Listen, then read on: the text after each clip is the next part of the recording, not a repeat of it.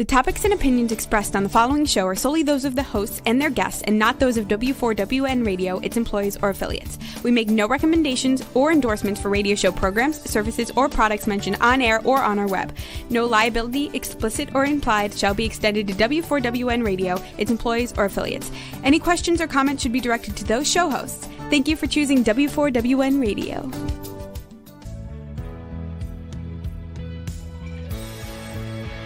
Welcome to Success Secrets Exposed with Sally A. Curtis, where we share stories of challenge, success, and inspiration along with practical tips and strategies to move you forward to your success. And now, here's your host, Sally A. Curtis.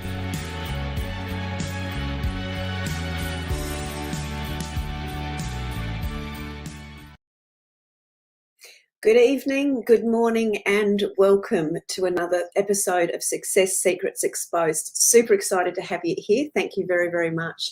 For those that are new to the show, a little bit on me. I'm a marketing strategist for speakers, coaches, and consultants, specializing in content repurposing and also the Content Repurposing Academy, all designed to help you amplify your voice, your message, and your impact. And today we're certainly going to be sharing the stage with somebody that has certainly created massive amounts of ripple effects and lots of impacts in the communities that she serves. Today we're going to be talking about kickstarting your leadership career, and we're going to be doing that with Sarah Yip. By the time Sarah was 20, she was in a leadership role with one of Australia's leading 4 banks. She was also at the same time successfully juggling dual degrees at university and this full-time role as a leader of 30 staff members in one of the busiest branches in Brisbane, Queensland, Australia. She's been acknowledged with multiple awards during her time in banking and finance, and absolutely continues to do so to this day in her communities as well. And during her time, people are often asking her, how did somebody so young manage to lead so effectively? So we're going to do a deep dive today with Sarah. So please help me welcome to the show, Sarah Yip. Hi, Sally. Good morning.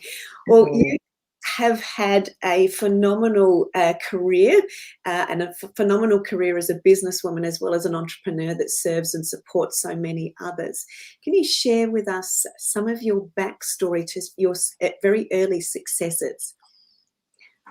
Absolutely. So at the age of 19, I was appointed with one of the big 4 banks in a leadership position, as you described earlier in my intro. And from there on within various industries, I've held leadership positions. I found the experience really rewarding. And from that age of 20, I was often asked, well, how do you do this? How do you be a leader? Where do you start? And I think the lessons really do come from my grandparents and my parents, who had taught me that in order to be a leader, you don't need to hold the position of leadership. You don't need to hold the title of leadership. It is the way that you carry yourself. And so I think that was something that was instilled in me as a child. And there are certain practices that our family follow as such that inspire leadership. And this has been further evidenced by a quote that I like to use, which is, a leader is someone who has followers, and people will follow you if they trust you and that you have somewhere interesting to go. So you're taking people on a journey that's somewhere interesting for them to follow. And I think if we follow that definition of leadership, then anyone can be a leader, no matter how old you are, or any challenges that may come in front of you. And I think that's beautiful, because I know we talked just a moment ago about the humanization element, and doesn't that take it into a much more human connected element, that interesting journey? And it really does describe the emotive feel of a journey. Absolutely. So I think in that really young age of being 20 and thrown into that leadership position, I wasn't trying to exert my power through authority. I wasn't trying to exert my power through experience even, because there were some people there who had been working for the bank longer than I had been alive. And so it wasn't coming from a position of experience. It wasn't coming from a position of power as such. But what I did do was subscribe to something called servant leadership. And I think that this is a really important paradigm to consider, whereas traditional leadership would have you be in control and force performance on others or force people to reach KPIs. I fundamentally believe that my role as a leader is to serve others, to create the environment for them to thrive, to give them the resources and tools in order for them to succeed. And I think when you have that paradigm shift in your mind and you fundamentally believe that your job as a leader is not for a title, but it's to really serve other people, it doesn't matter how old you are, it doesn't matter what position you're in, you're really able to then engage people and drive performance from engagement, trust, and a journey. Yeah, beautiful. And I would imagine too, with that servant leadership philosophy, especially going into what I would imagine is a very driven, KPI focused industry. How did you, or do you remember the experience of the shift? I'm going to use the word culture. So if I use the wrong word, just please do correct me. But having that, being that difference maker, you came in differently. How did you notice, and what were the ripple effects of the culture within the people around you? What occurred with that scenario? Absolutely. I remember one particular employee, and I was warned by all other leaders and managers who had previously managed her that she was notoriously difficult. Her first name was Christine, and Christine was the difficult person, and don't get on her wrong side. And that was my warning before I even started my new job as the manager. Yeah. So I walked in there, and I always believe in giving people the benefit of the doubt and to not let other people's opinions inform mine. So I thought, first and foremost, let me just get to understand and know Christine. And this ties into one of my principles of leadership, and that is that nurture your relationships. So get to know people, value them for where they're at, and nurture their relationships. And when I got to understand Christine, I realised that she did have a bit of a chip on her shoulder, but that was through numerous years of feeling undervalued in the organisation and not being recognised. And so this frustration had built upon her, and she created this wall of what other people were calling difficult. And so as soon as I began to understand that Christine's motivation is really recognition and value, I didn't need to control her at all, and she was no longer difficult. I just made sure that I took the time to recognise her and allowed her to do the work that she thrived in doing, her really strong work. And she was brilliant at understanding foreign exchange and in understanding certain other aspects of the way the bank ran. And I think that that's really important, is that when you engage in that shift, is that you come in it with fresh eyes and a fresh lens. Nice. Yeah. And what was, for Christine, that would have been such an acknowledgement, and she would have felt listened to, and she would have felt heard more than anything, and accepted. How did you see her blossom then within her career or within the other relationships within the organisation? Absolutely. So Christine actually held a lot of influential power within the bank because she had been there for close to 30 years. And a lot of the other employees actually looked up to Christine. So what Christine said mattered a lot to the culture of that organisation, that workplace. And I think that's a really important thing to understand when you're nurturing relationships, is that you yourself will not have all power. And that it is important to share power and share influence, and to be able to identify the people who are highly influential. So by making sure that I was looking after Christine, Christine gave me the nod of approval to the people who looked up to her. And it made it, I didn't need to use a big stick or to control people to achieve KPIs. They could see if I valued them, they could trust me and follow through with me and come with me along that journey. And I think that that's really important to do. And that gives people the opportunity and the confidence to have that sort of step up moment, doesn't it? Because you're then walking collectively on that journey. Yeah. So as it also relates to that, you sort of touched on the I am a leader. you see, and we were talking earlier that a lot of people, when they either been displaced or they're coming back to work, they don't actually see themselves as a leader in lots of cases. I know my community sort of very cheekily, and if Peter's on the call today, he'll acknowledge they always say, "You're so bossy," because I'm always sort of, we've got to get this done, let's do that. So I've got this bossy persona, and I quite like it. Yeah. But Peter actually sent me a little meme one day that said, if I was a boy, I wouldn't be, that would be called leadership versus being female as bossy. I mean, I'm happy either way. But I had never, the reason I mentioned that is I had never actually really seen myself as a leader of my community because I didn't see myself in a leadership role. And I think a lot of people don't value their own natural leadership. So can you explain a little bit about where that relates to how do people start and identify their leadership, and where does it come from, particularly if they're coming back into the workforce? Absolutely. So I work with a lot of working mums in this space who may have been taking some time off on maternity leave and re-entering the workplace. And there are two things that I want to address here. And number one is that I don't believe in faking it until you make it. You do it until you become it. It's something that I'm really, really big on. And you are already doing it.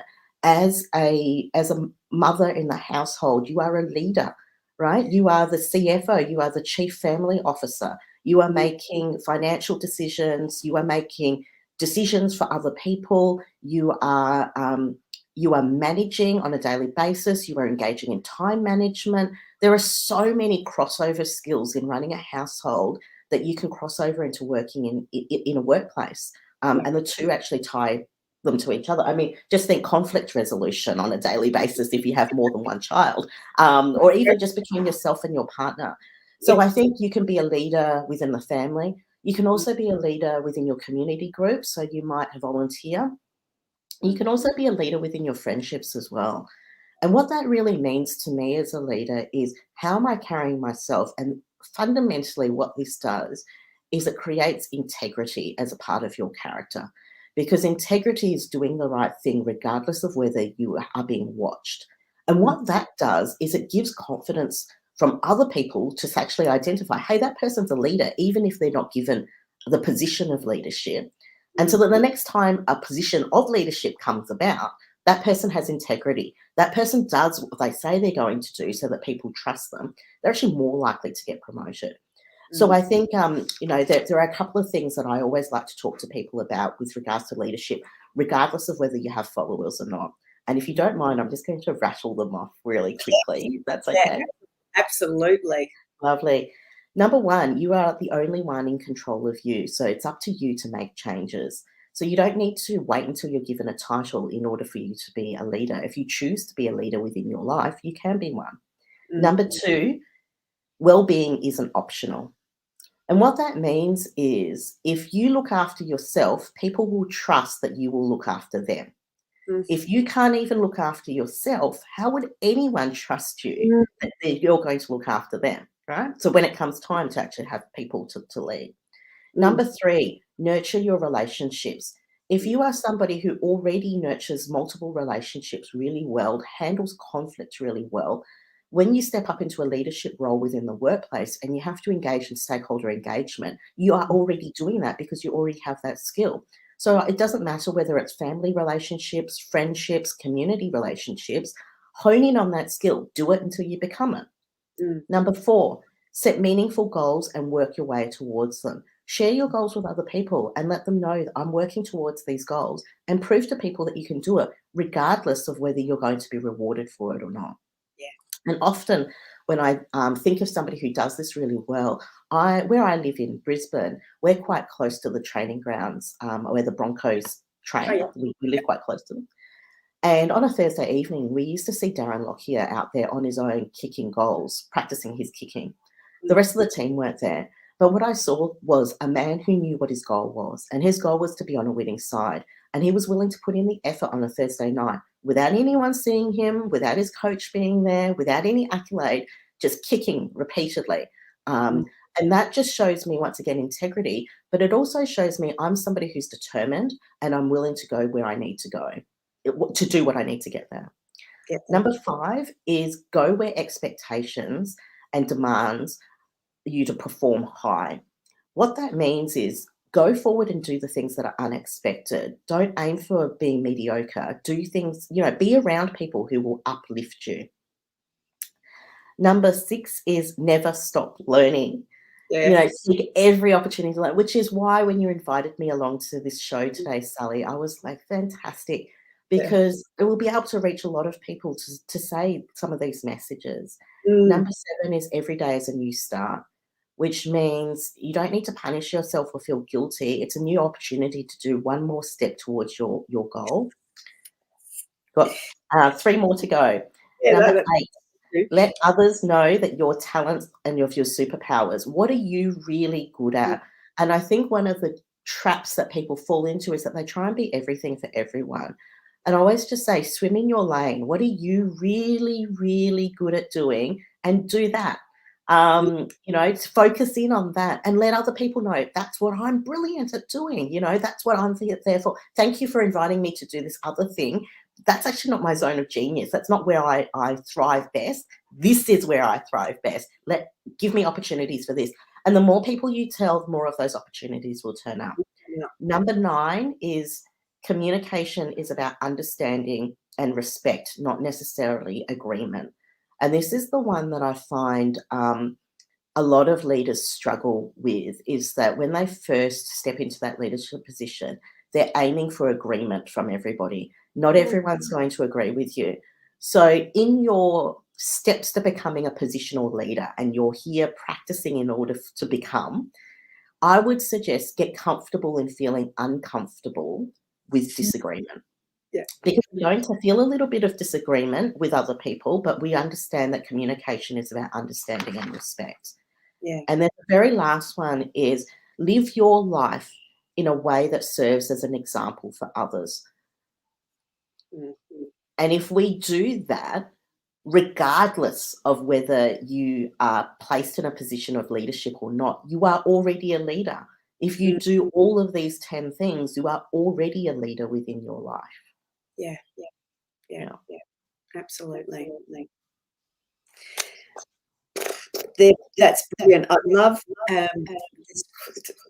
love all of them. I really love the leadership as it relates to well-being, because you see so many people, and I've certainly been guilty of that myself, where I've been charging along in previous years like a maniac and burning myself out, and then, picking myself up again. But if you can't help yourself, as you said, you can't help others.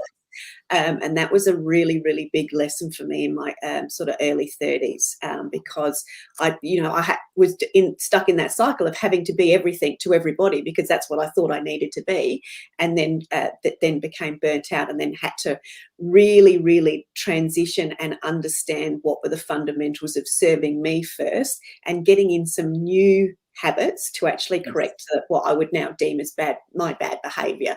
But it was about setting in new rituals to become and be that person that I wanted to be. The other thing that I really love is the sharing of goals with other people, because that helps with the aspirations and the inspirations of the collective, which only helps that journey become more fun and more impactful and more determined. And the other one was the superpowers. Now, I'd love to just dig into this a little bit if I can, because superpowers and inner genius is something that I use all the time. But we're doing a campaign with a client at the moment, and he's actually asking that question when he's connecting with new people, what their superpower is, because it's something he naturally always asks. And he's been surprised about the number of people that don't actually know what their superpower is yet. Yeah. So from your leadership perspective, how do you help people identify it if they haven't discovered it for themselves? And I would say that when it's so effortless and it's an inner genius of yours, we don't value it, because we don't actually recognise it as being something that's very unique to us. We think everybody can do it. So how do you help people identify that superpower in themselves to then be able to bring it out as a leader? Absolutely. So there's 2 ways that I ask people to do. Number 1 is to ask others and get some feedback. What's something that I do really well that you appreciate that I can do? And seek that feedback. I'll give you an example. I said to my EA once, I love the fact that she can pick up a typo or a little detail that's wrong. And she said, oh, really? Because previous people have said that I'm nitpicky. And I said, I love that about you. Absolutely love it about you. And then the second thing is, what feels joyful for you to do? Like what feels good for you to do? And personally, one of my superpowers is to take a complex idea and explain it in layman's language. That's something that I have always done. And I think it drives, from that migrant story where I've often had to be the interpreter for parents and grandparents, taking complex information and not just put it into layman's language, but actually translate it into a completely different language. And make sure I did it accurately. From a really young age, about 6 or 7 years old, I was doing things like that. And so it's something that I've practiced really well, and it's something that I love doing, which is to take something complex and explain it. And I could do that all day long, and it brings me such joy when somebody says to me, "Oh, wow, I get it now." I've the little light bulb goes off, and so I would say that's my superpower. So that's that second way of really being able to tap into it. It should be effortless. It should be joyful. One of the questions I love asking people who come along to our training sessions is, when was the last time you experienced joy at work? Yeah. And people will say, oh, I can probably think back a couple of weeks ago. Maybe I spent, 20 minutes in my joyful time. And then my challenge then to them is this: challenge yourself to put an hour of joy within your week. That's it. And then you'll be exercising your superpower, and just grow upon that, an hour a week, and let it grow to 2 hours a week. And then soon you'll be operating in your superpower.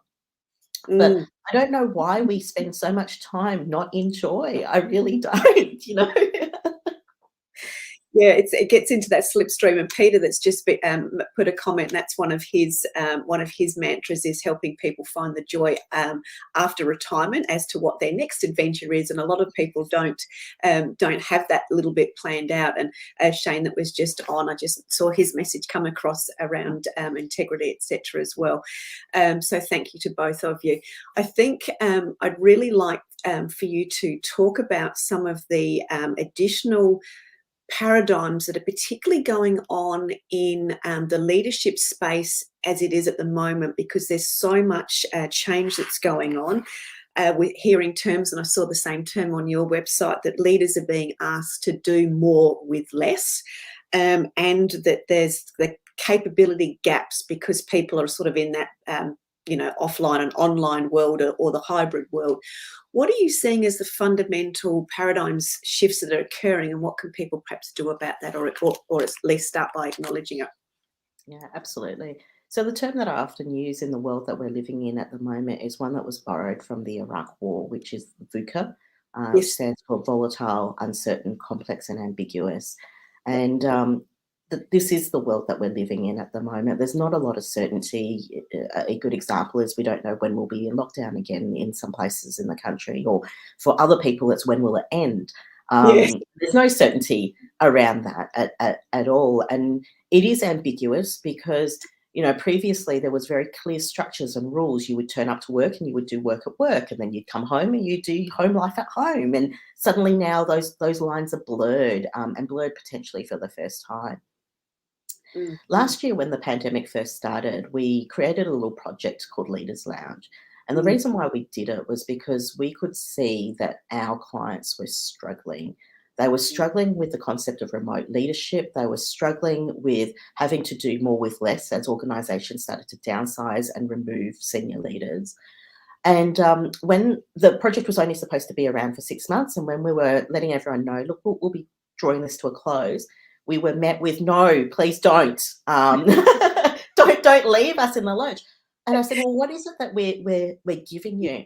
And they said that you're giving us a sense of safety.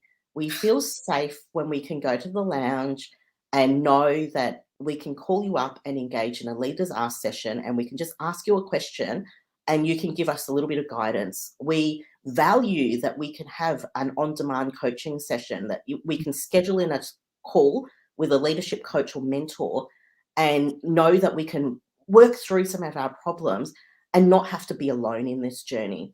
And I think that's one of the biggest paradigms at the moment, is that, I've got a lot of organizations asking me, how do I maintain performance through this VUCA world? And my question always to them is, how are you making people feel safe and secure? If you are under threat, you are going to end up in fight, flight, or freeze. We already know this. And a lot of people are frozen. There are so many things already going on already that are threatening because of this VUCA environment that we're living in. The last thing that you want to be doing in the workplace is creating a place where it's not safe. And so what we're talking about is psychological safety. And how Leaders Lounge works is that we work within conjunction with organisations, and we create that safety net for people because they know they can pick up the phone and speak to us at any time. And organisations love it because they can partner in with us and know that we will support their values and their mission as well. And so we're very proud of that service that we're able to offer people. And that's a huge paradigm shift for people.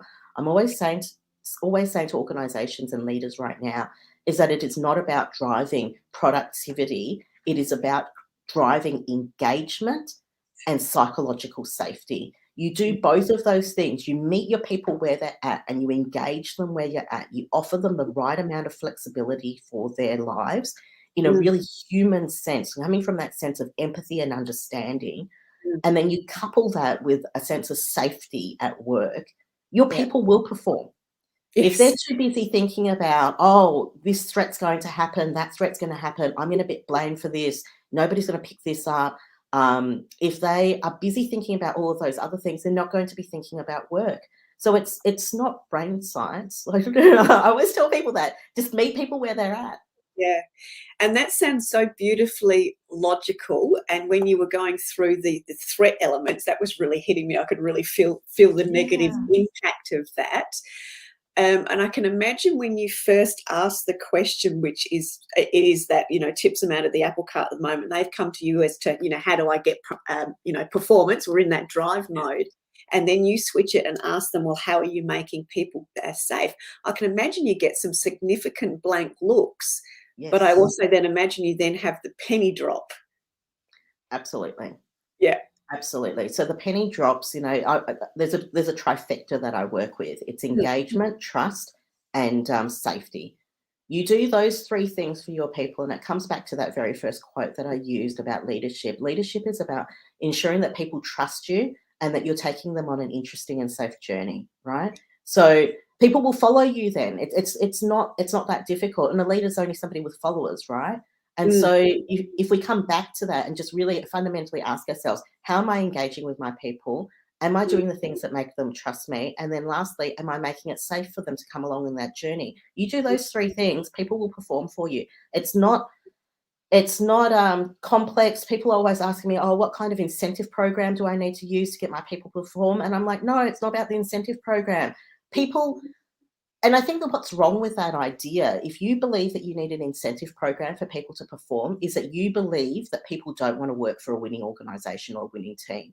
Now, if you ask most people, 99% of people are going to say to you, I want to work for a winning team. I want to play on a winning team.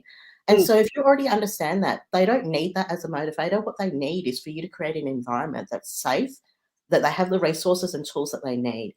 And if, as an organisation, you don't have the capacity to do that, that's what Leaders Lounge is there for. So if you don't have the capacity for leaders to be mentoring or coaching, let us do that bit for your people, is what we're saying, because it gives them the confidence to then be able to execute on what you need them to be able to do.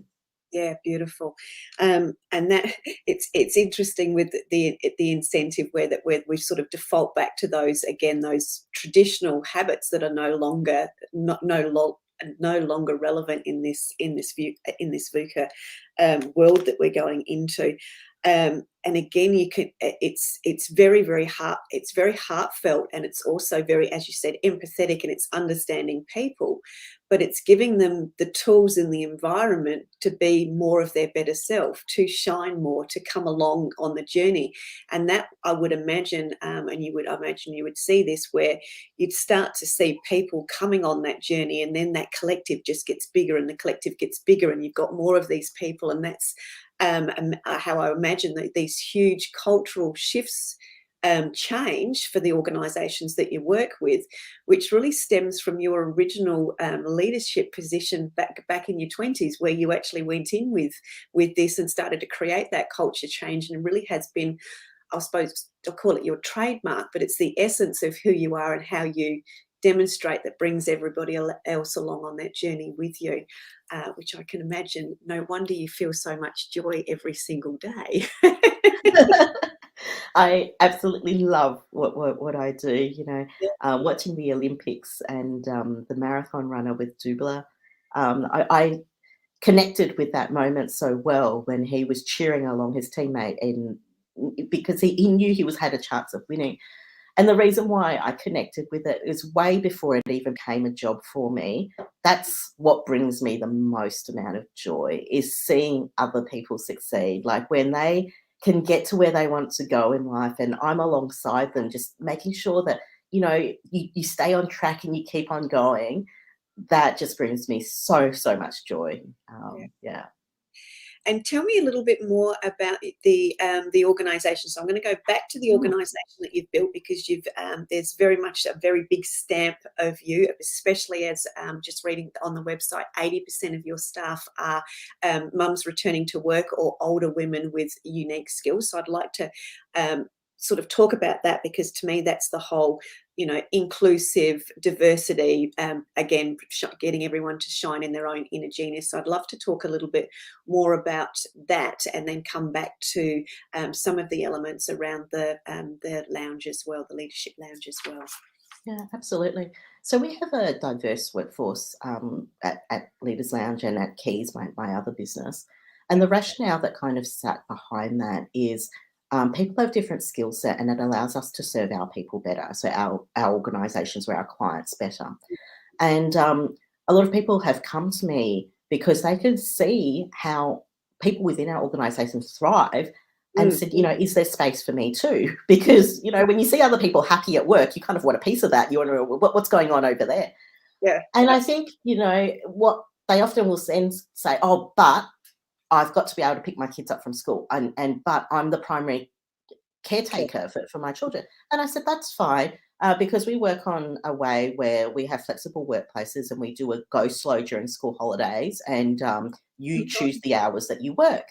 And to a lot of people, it's a foreign concept. And I'm like, well, it doesn't bother me whether you do the work at 2:00 in the morning or you do it at 2:00 in the afternoon. You've just got to do what works for you.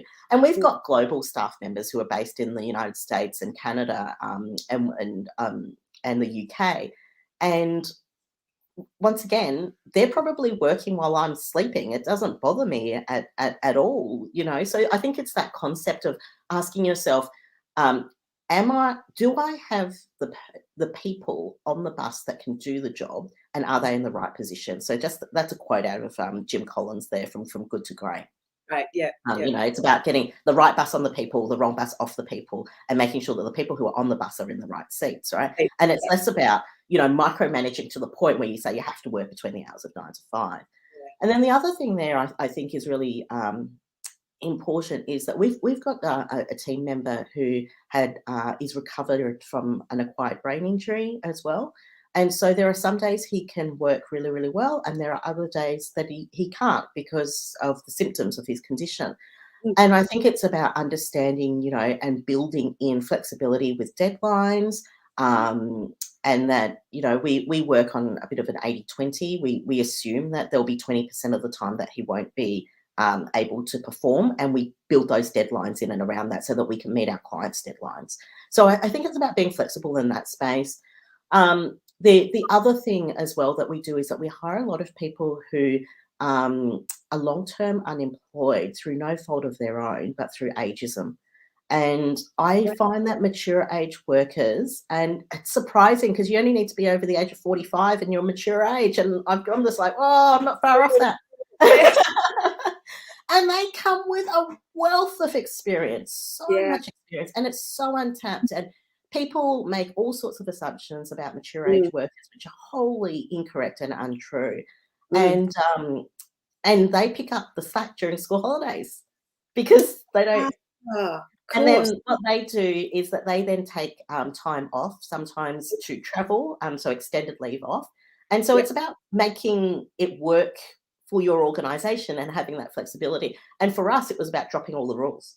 And often when people come and start working for us, they're like, this feels like utopia. And I said, it wasn't hard. How did you create it? And I was like, it wasn't hard. I just said, I want the best people. How do I create the environment so I attract the best people? And it's as simple as that. Yeah. And it might mean shifting a few things here and there, changing policies here and there.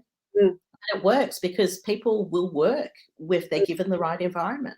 I've got an if but going on in my head, so I've got a paradigm shift to go here as well. I love the concept of the dropping all the rules, and I totally get the ageism, being over 50 myself, and sort of and working. Peter, who's been on the call, he works with the over 65s and finding them. Talk about that represents a value. Yeah, thank you, Shane. It's about the ageism and the fact that they pick up the slack when the working parents are having their go slow period. But the if but I have in there is, how do you create flexibility? Because I've got different organisations, I only work with smaller ones, that are going, but we can't be, they get stuck in their own rules of you can't do that, but you can't do this. So how have you had the capability to be as flexible as you have, or to have the insight to be flexible, to then work out how to leverage and have all of the right puzzle pieces in the right spot like you've been able to achieve? How do you So the first thing is people decide their own working hours. So they go in and they tell us when they're available to work in their calendar for the quarter ahead. The second thing is, I always ask people, what do you enjoy doing and what are your areas of strength? And I delegate the work accordingly. And what do you not enjoy doing? And where there are gaps, we'll either recruit for that position, or we'll ask people who's willing to stretch into that space, who's willing to. And some people are like, oh, actually, that's something I've always wanted to learn. And so then it's about teaching that person to do that particular task or that particular project. And I think that's where the paradigm shift happens, because you'll actually find, and the rule is to make sure that we've got somebody covering, a certain number of hours during the day. But who that somebody isn't restrictive. So that's all a lot of cross-training as well. So we have very updated policies that anyone can follow and procedures that anyone follows. We have a shared drive. I don't believe in hiding anything from my people at all. Like it doesn't need to be hidden. I don't know what people are hiding anyway, because the only thing that it creates a situation where people don't trust you, if there's no transparency. So I'm like, you can see it, you can engage in it. And I think what that does is that trust then breeds trust. You've just blown me away there. I love the systemized approach, because again, lots of people don't have a systemized approach. And I think when you're overcomplicating your own space as it relates to, I can't do this, I can't do that, so there's that inflexibility, then systemization becomes a horrendous task, because you're always trying to control, contain, or put the lid on things. So trying to map that out and how that's going to work becomes complex. But if you've got an updated systems or processes and procedures that's transparent, it actually sounds as though, and I imagine it does, and I'd like your comments on this, I imagine that those policies actually evolve with and because of the people. Yeah, absolutely. So people can comment on the policies and say, oh, I did this instead, and then we update it. Or it was easier when we did that, or it relates to this drive.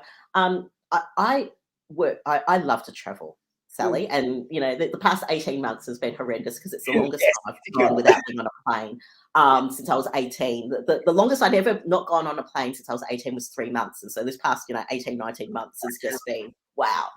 But I travel quite a bit, and my children travel too, and we've got a caravan and we go away quite a bit. And I distinctly remember just sitting on the beach one day, and something needed to be done for a client, and they contacted me directly.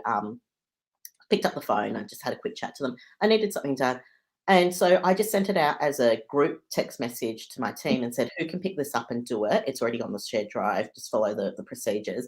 2 of them said, yeah, we can do it. So I said, okay, if one of you can do it, and the other person just checks through it so that we can make sure it's done properly for the client, and away you go. And I just went back to drinking my cocktail on the beach. And so it's like, this idea of leadership doesn't mean that you have to be there all the time either. If you're willing to share power and share control and let people do what they can do, stop treating people like children. It's not a parent-child relationship here. We're all adults. So yeah.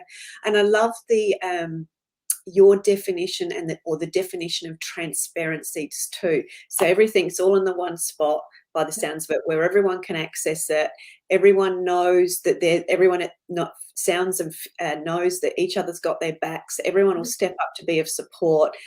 So it really is, by the sounds of it, absolutely true collaboration.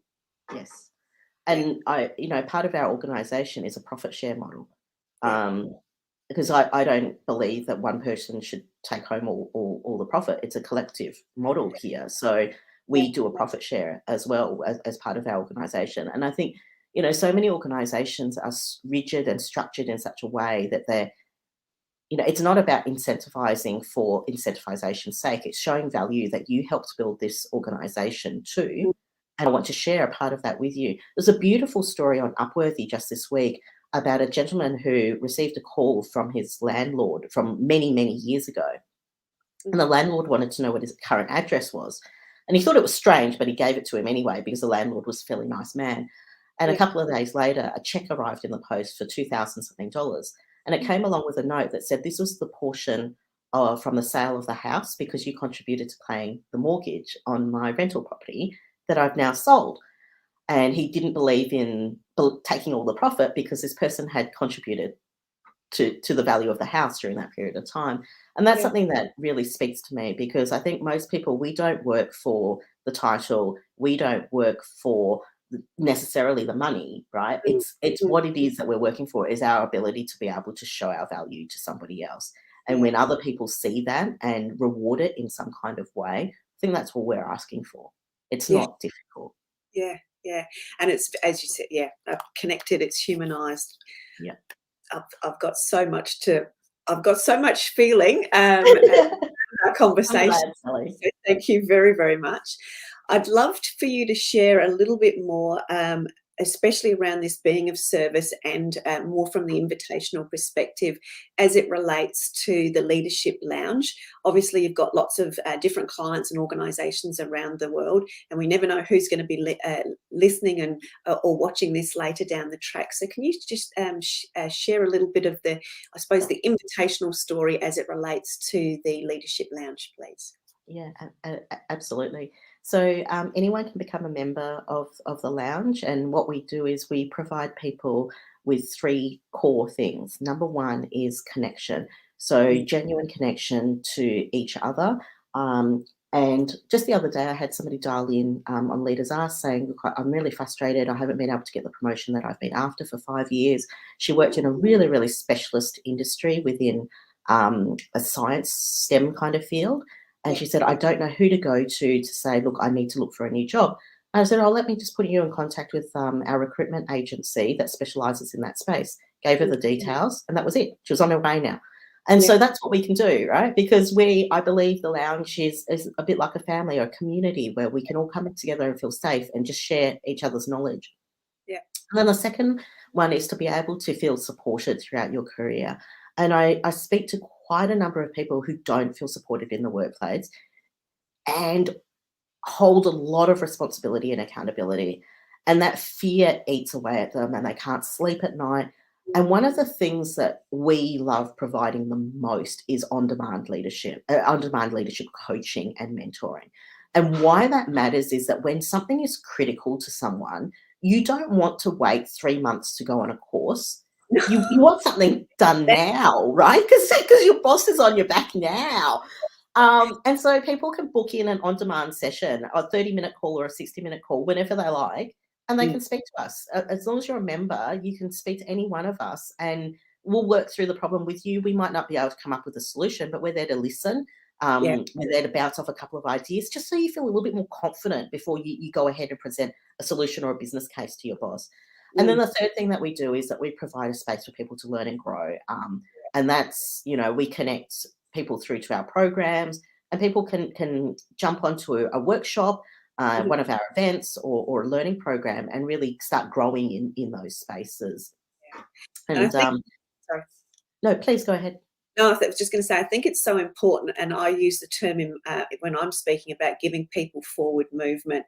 And I love when you've got something that's going pear-shaped, or you've got frustration building, before it turns into whatever the ugliness of next is, that if you can just be listened to, or even talk it out with somebody, so you're actually talking it through in your own head, that the level of leverage that you get out of that, or the momentum that's built out of just that little tiny incremental forward movement, is the stuff that makes such massive differences to, well, people's well-being firstly, and their own ability to create their own solutions and find their own solutions. So Sally, you're 100% right there. And I think also when people select others to talk it out to, often we select the wrong people. And what I mean by the wrong people is that you go to your friends or your partner and they just reiterate your point of view. That doesn't help the situation. Whereas when you speak to one of our coaches or mentors, we will play off and look at multiple different views, and really start to question, is that paradigm the right lens that you're looking at? Had you considered this? And I think that that's really important, because it's not just enough to speak about the situation, it's selecting the right people to speak about that situation with, and not people who just reiterate your point of view, which is so common. And they only do it because they love you. And I get that, right? Or badmouth your boss alongside you, and you don't get anywhere, right? You just, wheels. And I think what all of this stems from is, and I'll come a bit full circle here. My last name is Yip. Yip in Chinese means leaf. And one of the philosophies in our family is that as a leaf, you leave a legacy of good. And so leaves, when they fall to the ground, they nurture the soil in order to build the trees of the future, right? Yeah. And I fundamentally adhere to that ecological view of the world and the organisation, that everything that we say or do, intentional or unintentional, has an impact on others in the ecosystem. Now, this is why I follow this servant leadership view, because it's about coming to make sure that I'm intentionally, as much as I can, serving others and being beneficial and not detracting from them in any way. And I think that that's really important. And that's why we created the lounge. The lounge is a place where, people know that they can belong in an ecosystem that is beneficial to them. Everything that we do in that ecosystem is all about being beneficial and intentionally beneficial. Yeah, and safe, as you said before. Hence the uproar when you thought that you were going to finish it. Yeah, that's it. Very much so. So that's wow. I had goosebumps when you were talking about the leaf and the ecosystem. As you said, from a full circle perspective, it makes sense as to why you've been able to build the organisation that you've been able to, or organisations you've been able to build, why you've got such a great community, and why you've been able to also win so many awards, etc. And I think Peter and Shane were both sort of saying it's around that different style of listening.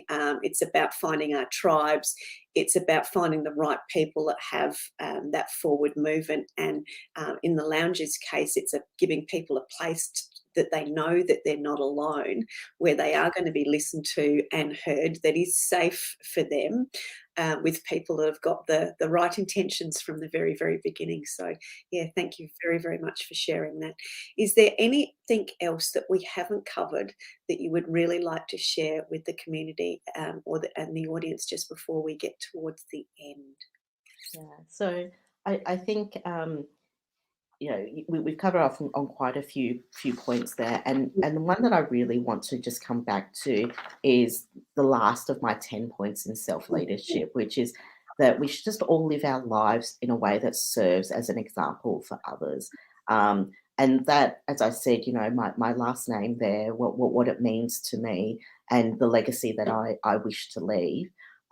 What does that look like? Because without ever being given a title of a leader or manager or a CEO or whatever title that you might be aspiring to, you would have already lived your life as a leader if you do that.